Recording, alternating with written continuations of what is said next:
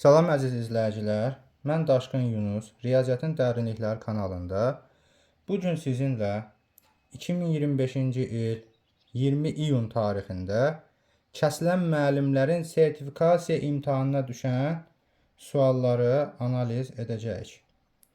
Həmin suallardan əlimə çatan 10 sual var. Bugün sizinlə həmin o 10 sualı paylaşacağım.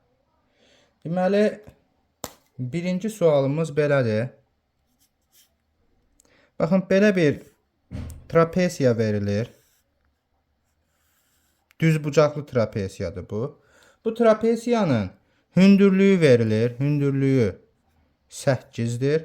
Oturacaqları 17 və 32'dir. Deyir ki, trapesiyanın perimetrini tapın.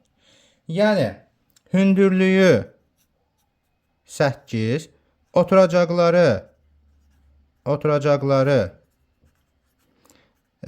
17 və 32 olan düzbucaqlı trapesiyanın perimetrini tapın.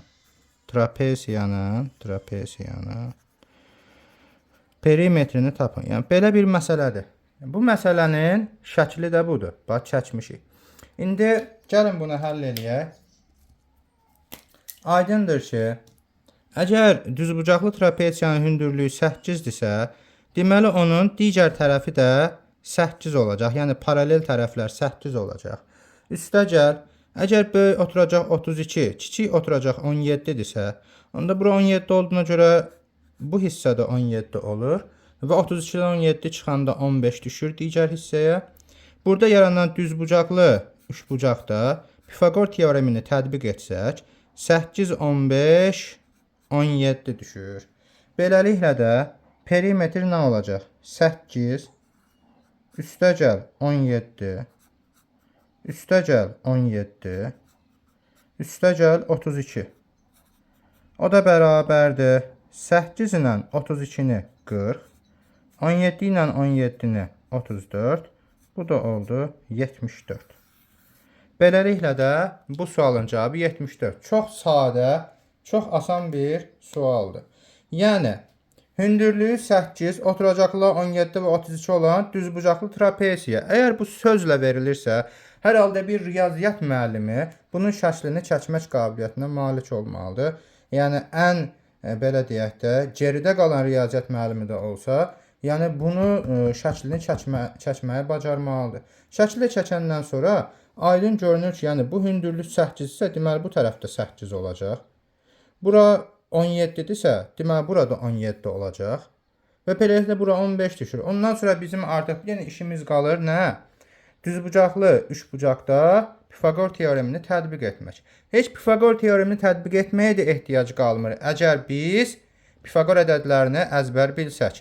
Yəni 8, 15, deməli hipotenuz nə olacaq? 17.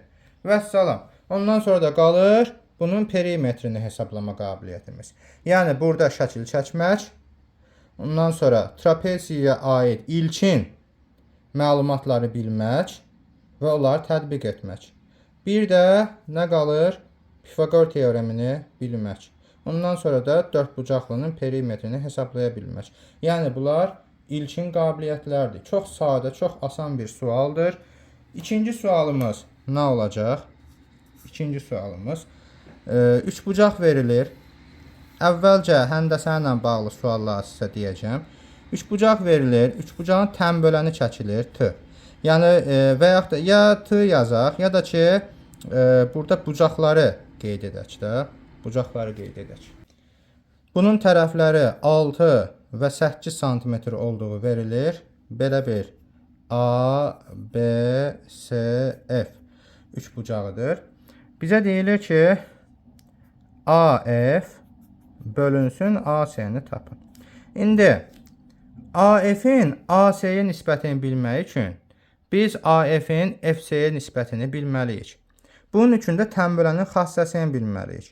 Tənbölənin xassəsi nə idi? Tənbölənin sağ tərəfində duran parçaların nisbəti sol tərəfində duran parçaların nisbətinə bərabərdir. Tənböləndirsə bunun sağ tərəfindəki parçaların nisbəti sol tərəfindəki parçaların nisbətinə bərabərdir. Yəni 8-i böləcəyik FC-yə. Bərabər də 6-nı böləcəyik AF-ə. Bunları bax bu şəkildə bölsək, yəni surətləri 1, məxrəcləri 1 bölsək, 8 böl 6 bərabərdir FC böl AF alınır. İxtisar eləsək 2-yə, bura 3 düşür, bura 4. Buradan alıram ki, FC 4K-dır. 4K, AF isə 3K-dır. Onda FC-yə 4K, AF-ə 3K yazaq. Beləliklə də AF nə oldu? 3K. AC nə oldu? 7K. K'lar ixtisar getdi işte. 7-də 3 alınır. Yəni, bu da çox sadə sualdır. 7-ci, 8-ci sinif səviyyəsində olan bir sualdır. Sadəcə burada tənbölənin xassəsini bilmək bizə lazımdır. Tənbölənin xassəsini bildikdən sonra da onu tətbiq etmək. Yəni, tənasübü qurmaq. Yəni, tənbölənin xassəsini bilməliyik, bir də tənasüb qurmalıyıq və tənasübü həll eləməliyik. Vəssalam. Bu iki qabiliyyət bizə lazımdır. Yəni, bu çox sadə, çox asan bir sualdır. Üçüncü, hətta mən deyərdim ki, bu iki sual 9-cu sinif buraxılış imtahanı səviyyəsində düşən sualdır. Və üçüncü sualımız da, bax, belə bir sualdır. 6 bucaqlı verilir. 6 bucaqlının, bax, bu tərəfi ştrixlənir. Bizə deyilir ki, bu rəngli hissə, rəngli hissənin sahəsi 108 kök altında 3-dür və bunun xaricinə çəkilmiş çevrənin radiusunu tapın. Rəngli hissənin sahəsi 108 kök altında 3-dürsə, onda, baxın, bura rənglidir də, düzdür? Rəngli hissə buradır. Onda bunun 2 misli də 6 bucaqlının sahəsi olacaq. Yəni, 6 bucaqlının sahəsi S6 bucaqlı bərabərdir. 108-i 2-yə vuraq. 216 kök altında 3 olacaq. Rəngli hissənin sahəsi 108-dirsə, onda 6 bucaqlının da sahəsi 216 kök altında 3 olacaq. Düzdür? İndi biz bunun xaricinə bir çevrə çəksək, xaricə çəkilmiş çevrənin radiusu dedikdə, bax, biz bu diametri başa düşməliyik. Yəni, xaricə çəkilmiş çevrənin diametri görürsünüz ki, 6 bucaqlının böyük diaqonalıdır. Və biz bilirik ki, böyük diaqonal tərəfin 2 mislinə bərabərdir. Biz bundan istifadə eləyəcəyik. Tərəfin 2 mislidir və biz bilirik ki, böyük diaqonal həm də diametrdir. Diametr 2 dənə radiusdur. İkiləri ixtisar aparsaq, deməli, radius tərəfə bərabər olacaq. Yəni, əslində biz xaricə çəkilmiş çevrənin radiusunu tapmaq üçün 6 bucaqlının tərəfini tapmalıyıq. Bu bizə bəs eləyəcək. İndi 6 bucaqlının tərəfini tapmaq üçün sahə düsturunu tətbiq eləyəcəm. Yəni, 6 bucaqlının sahəsi A kvadratı kök altında 3 bölünsün 4 ilə hesablanır. Bu 216 kök altında 3-dür. Kök altında 3-lər getdi. Deməli, A kvadratı bərabərdir 4 vurulsun 216. Bu da A bərabərdir kök altında 4 vur 216 deməkdir. Daha bir də bunları vurmağa vaxt sərf eləmirəm. 216 da deməli 36 vurulsun 6-dır. 180 o da 36, 216, bəli. 4-dən 2 çıxır, 36-dan 6 çıxır. Bu 6 qalır kök altında. 12 kök altında 6 eləyir burada cavabımız. Yəni, mənə verilən məlumatlara əsasən şəkil belədir. Ola bilsin ki, burada şəkil başqa cür də ola bilər. Yəni, deyim ki, baxın, bu şəkildə də bizə məsələ verə bilər. Bax. Deməli, baxın, bu şəkildə də məsələ verə bilər. Bax, bu şəkildə. Deyər ki, rəngli hissənin sahəsi 108 kök altında 3-dür. Radiusu tapın. Bu zaman biz deyəcəyik ki, rəhli hissənin sahəsi 108/3-dürsə, bu rəhli hissə də 3 bucaq olduğuna görə mən digər tərəfləri də 3 bucaqlara böləcəm. Yəni bu qara xətti uzadacağam. Bu qara xətti də uzadacağam. Baxın burada 1, 2, 3, 4, 5, 6 dənə 3 bucaq var. 6 dənə 3 bucağın, 6 dənə 3 bucağın bir dənəsi ştrixlənib. Deməli biz 6 bucaqlını 6 dənə 3 bucağa bölüb bir dənəsinin sahəsini bilirik. Yəni 6 bucaqlının sahəsinin 6-dan 1-i 108/3-dür. Bu zaman 6 bucaqlının sahəsini alacaq. 6 vur 108/3. Yəni 648/3. 6 bucaqlının da sahəsi a kvadrat kök altı 3/4'dür. Buradan kök altı 3'lər getdi. A kvadratı bərabərdir 4 vur 648. İndi bu 648 də deməli nə ola bilər? 648. Bayaqların biz 216'ya 36 vur 6 yazdıq. 648 216'nın 3 mislidir. Onda biz 36 vur 18 yaza bilərik. Yəni a kvadrat bərabərdir 4 vur 36 vurulsun 18. 18'i də 9 vur 2 yazacağım. Kök altına salsaq 4'dən 2 çıxacaq. 36'dan 6, 9'dan 3. Bu 2 qalacaq kök altında. Bu da olacaq 2'də 3'ün 6, 6 və 6'dan 36. 36 kök altında 2 olacaq. Bunun xaricinə çəkilmiş çevrənin radiusu. Əgər burada 2 dənə 3 bucaq ştrixlənsə, onda 6'da 2 yazacaq. Yəni 6 bucaqlının sahəsinin 6'dan 2 hissəsi 108 kök altı 3'dür. Belə yazacağıq və o şəkildə başlayacağıq həll eləməyə. Yəni bu da çox sadə bir sualdır. Sadəcə biz bilməliyik ki, 6 bucaqlının sahəsi hansı düsturla hesablanır? Həmin düsturu tətbiq etməliyik. Bu bir. İkincisi, 6 bucaqlının xaricinə çəkilmiş çevrənin radiusu onun tərəfinə bərabərdir. Yəni biz burada 1 bilməliydik. 6 bucaqlının sahəsi a kvadrat kök altı 3/4'dür. İkincisi də bilməliydik ki, xarici çəkilmiş çevrənin radiusu 6 bucaqlının tərəfinə bərabərdir. Bundan sonraki isə artıq cəbri hesablamalara əsaslanır. Yəni biz burada kök altıları ixtisar etdik. Sonra bu tənliyi həll etdik. Sonra kök altını hesabladıq. Yəni bu cür sadə orta məktəb hesablamalarına əsaslanır. Bunlar mənim əlimdə olan həndəsə suallarıdır, əziz izləyicilər. Bir də həndəsə ilə bağlı, amma ehtimala aid bir sualımız var. Onu da mən sizə izah edeyim. Dördüncü sualımız. Dördüncü sualımızda deməli bax belə xətlər verilir. Bax 8 dənə belə xət verilir. 1 2 3 4 5 6 7 8 5 dənə də belə xət verilir. 1 2 3 4 5 dənə belə xət verilir. Deyilir ki, burada neçə dənə düzbucaqlı var? Neçə dənə düzbucaqlı var? Biz buradakı düzbucaqlıların sayını bilmək üçün fikirləşməliyik ki, bax, tutaq ki, bir dənə belə düzbucaqlı götürək. Bax, bu düzbucaqlının əmələ gəlməsi üçün şaquli şəkildə olan, şaquli istiqamətdə olan düz xətlərdən bax, 2 dənəsi bizə lazımdır.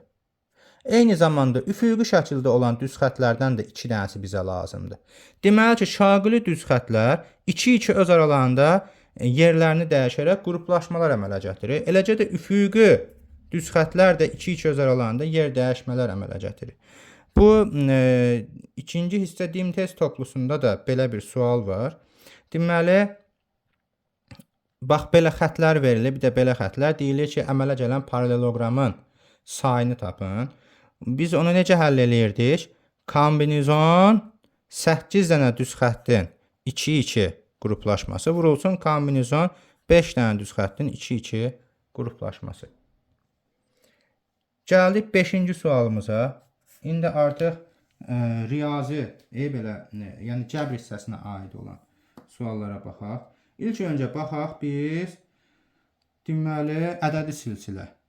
4, 8, 12, 16 ədədi silsiləsində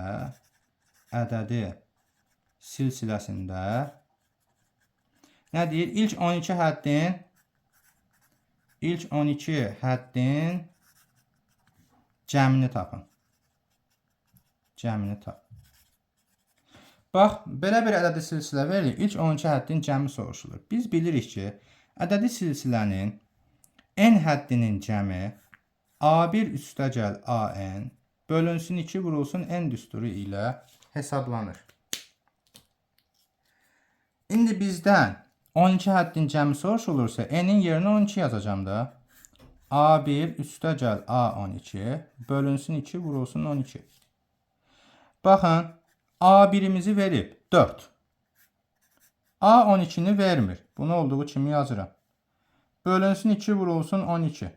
İndi burada 2 ilə 12 ixtisar gedəcək. Bura 6 qalır.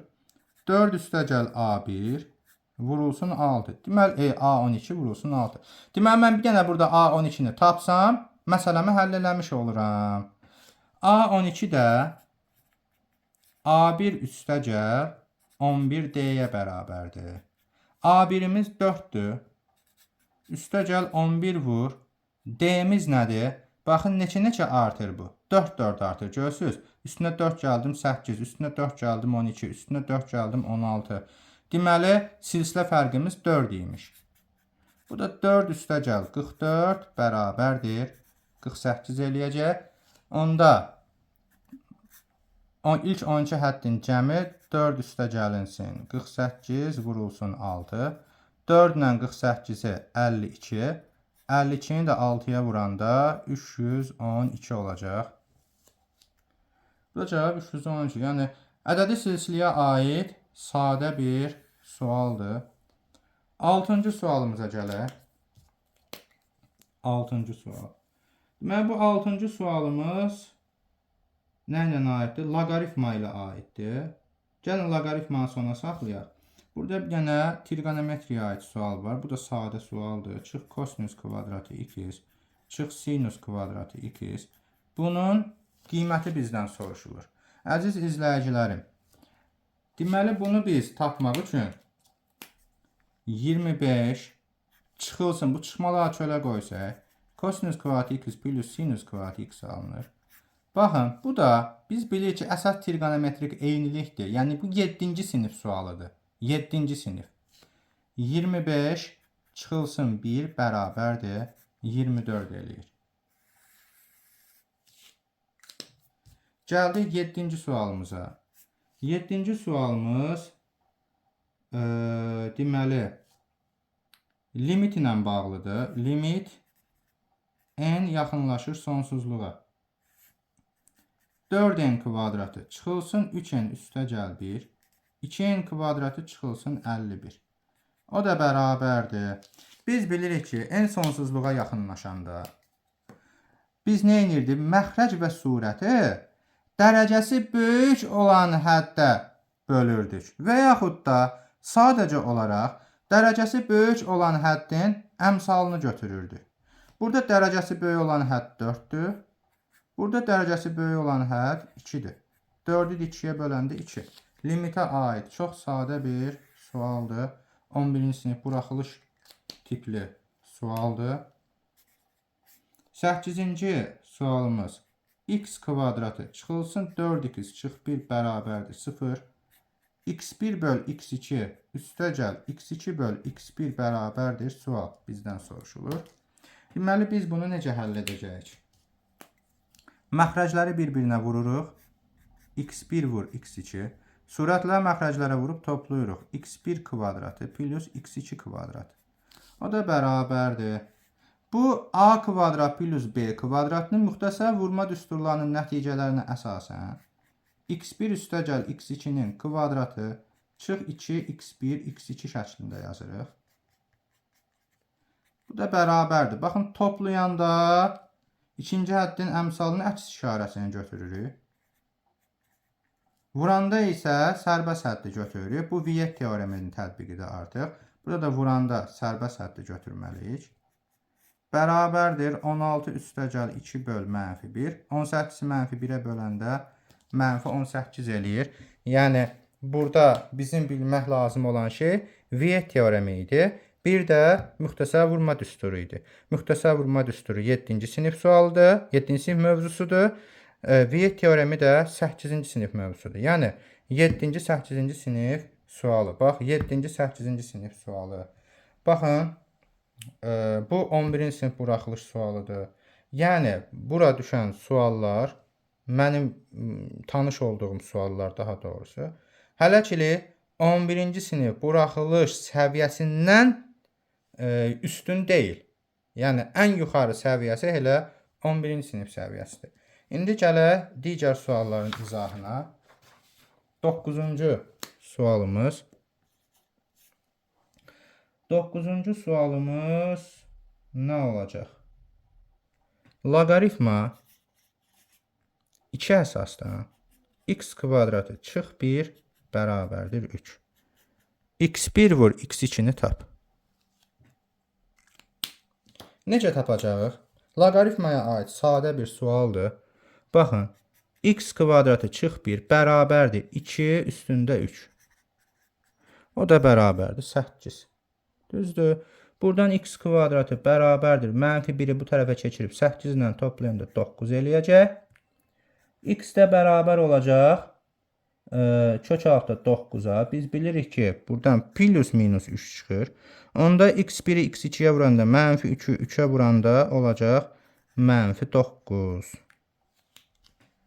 Gəldi 10-cu sualımıza. 10-cu sualımıza. Deməli, 10-cu sualımız belədir. Loqaritma 2 əsasdan 3 bərabərdir m olarsa, loqaritma 2 əsasdan 9 bərabərdir sual. Biz bilirik ki, loqaritma 2 əsasdan 9, loqaritma 2 əsasdan 3-ün kvadratıdır. Bax, bu 2 düşdü qabağa. Qaldı loqaritma 2 əsasdan 3. Loqaritma 2 əsasdan 3 isə 1 m-ə bərabərdir. 2-ni də m-ə vuranda olacaq 2m. Gəldik növbəti sualımıza, 11-ci suala. 11-ci sualımız, baxım görüm nə qaldı burada. Bir dənə romba aid, bayaq gözümdən qaçıb, həndəsəyə aid suallar izah eləyəndə gözümdən qaçdı bu sual. Gəlin indi yazaq bu sualı. Deyir ki, iti bucağı 60 dərəcə olan, perimetri 48 olan rombun kiçik diaqonalını tapın. Deməli,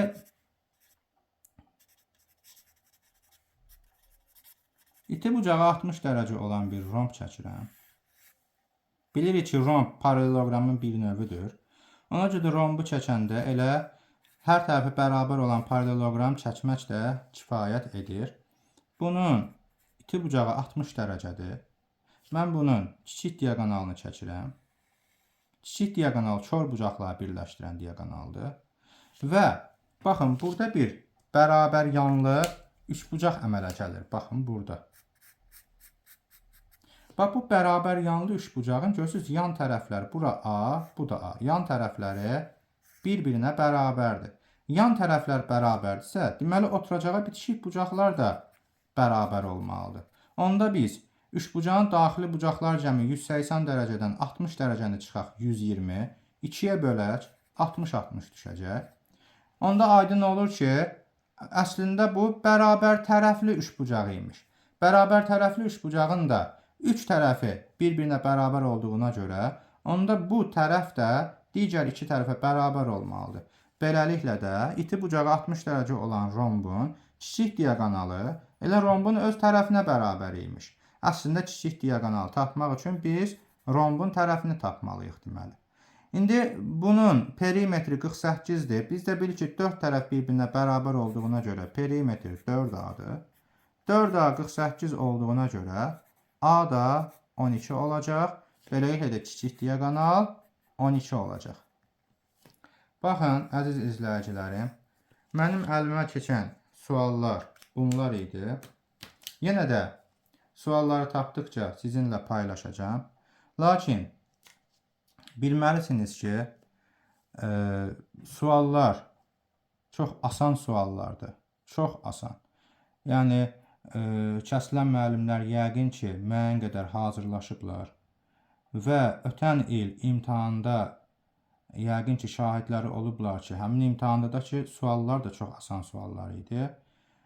Bu ildə həmin asan tipli suallar düşəcək və elə də oldu.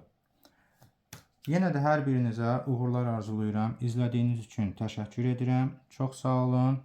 Gələn görüşlərə dək. Kanalıma abunə olmağa, like etməyi unutmayın əziz müəllimlər.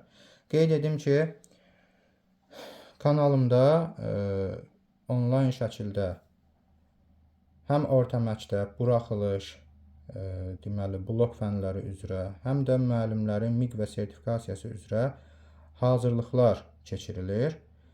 Əgər qoşulmaq istəyiniz varsa 050 501 17 71 nömrəsi ilə əlaqə saxlaya bilərsiniz.